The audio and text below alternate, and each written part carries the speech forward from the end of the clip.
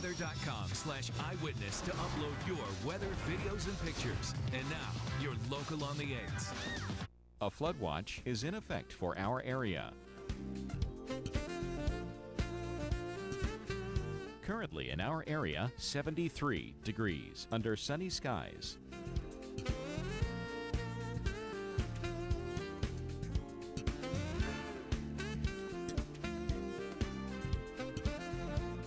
Here's our local Doppler radar.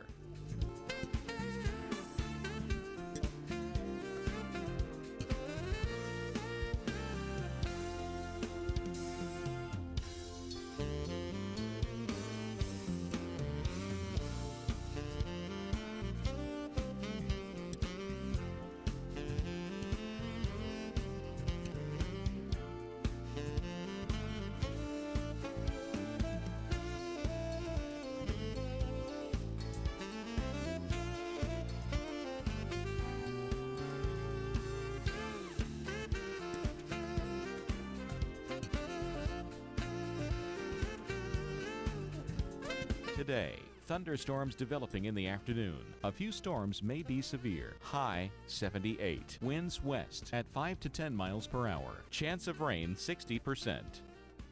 For tonight, thunderstorms. Some may contain heavy rain. Low 63. Winds north-northeast at 5 to 10 miles per hour. Chance of rain 80%. 1 to 2 inches of rain expected. On Sunday, showers ending in the morning with some clearing in the afternoon. High 70. Chance of rain 40%. Our 7-day outlook.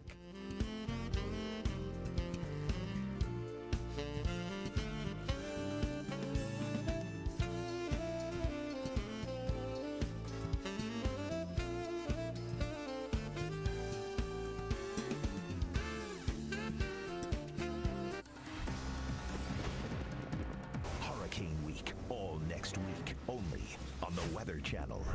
Now you're local on the 8s. A flood watch is in effect for our area. Currently in our area, 76 degrees under partly cloudy skies.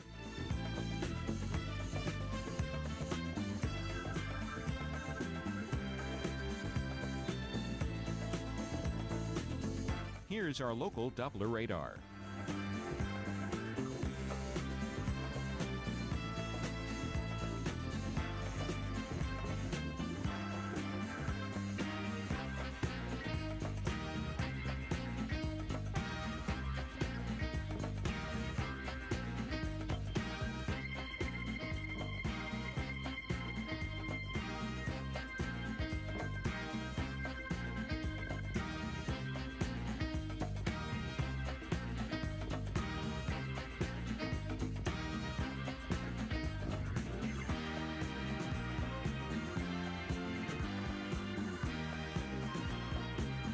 Today, thunderstorms developing in the afternoon. A few storms may be severe. High 78. Winds west at 5 to 10 miles per hour. Chance of rain 60%.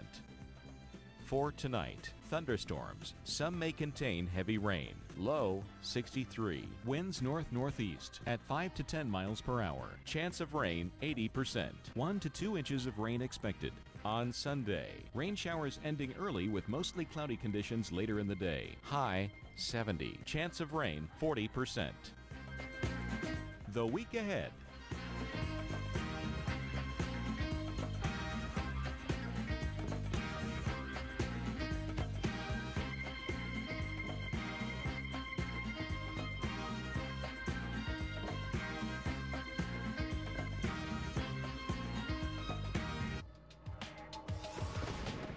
New eyewitness video coming into the Weather Channel Satellite Center this morning showing more of that hail. Lots of it, and we could see more of it today. Serious storms packing a punch.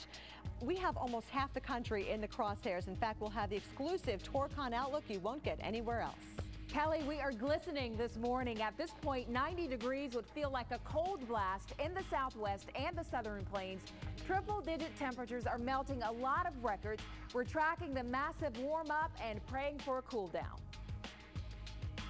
And it's a beautiful day here in Pensacola Beach, but brown tar still washing ashore. We're going to talk about that and what the area is doing to get it out of here, coming up in a live report.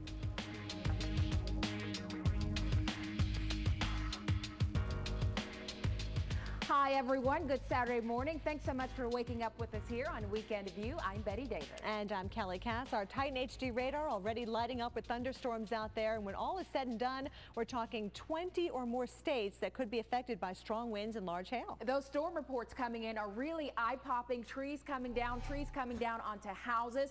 Cumberland County in Maine, trees coming down here, just one of the reports. Yeah, in fact, the Conotton Creek in Sherridsville, Ohio is also reported to be out of its banks right now. Also, nearly 1.5 inches of rain fell in just 24 hours in Scotland County, Missouri, and that has led to some flooding on a lot of the roadways here as well. So we are monitoring quite a few areas in the country. In fact, we've got some storms going right now over New England. We're following this front back into the Midwest, and other storms are firing up with the humidity and the heating of the day down into the Gulf Coast states as well. Let's start you off in the nation's heartland, where we have had some severe weather. In fact, overnight we had reports of baseball-sized hail in Nebraska.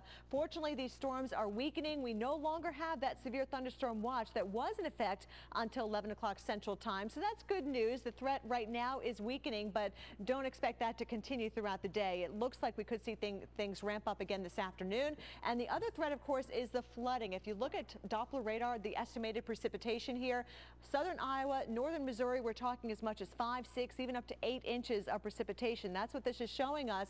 So the bullseye of rain in that area and flash flooding continues to be a concern there.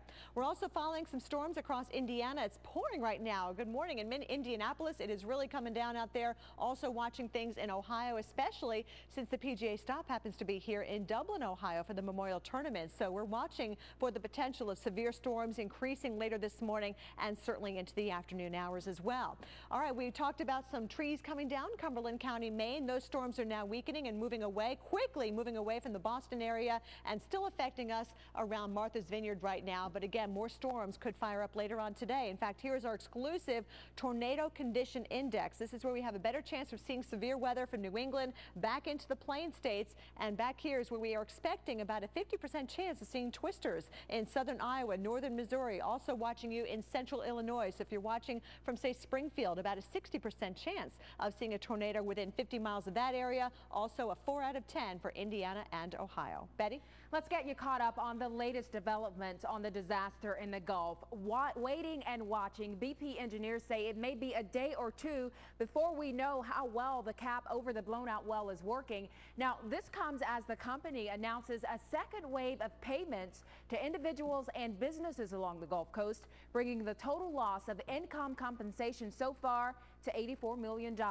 Also, President Obama visited the region Friday, and next week he will spend time at the White House with family members of the 11 men who died in the rig explosion. It is so not a day at the beach in Pensacola, Florida. Tar balls already washing ashore. The Weather Channel's Julie Martin is live in Pensacola Beach, Florida this morning with a lot more. We do see some people out there. Hi, Julie. Yeah, hi there, Betty. Yeah, a lot of people already out at the beach this morning, despite the fact that these tar balls are still washing ashore. The beach is open, the waters are open here, and a lot of tourists are still venturing out there despite of that. One of the ladies we talked with earlier this morning, though, tells me she's a longtime resident here, and she was very emotional this morning. She got out here, she was just staring at the water. Here's what she had to say about the situation and the cleanup efforts. I'm very heartbroken. I've got a 4-year-old grandson that I like to bring to the beach and play in the waves. I can't even do that anymore. I like to fish off the pier. Now I can't do that. You know, now our beaches are going to be black because BP's mistake. You know, they need to do something. They need to stop the drilling in our Gulf. Back out here live, I just want to show you, this is the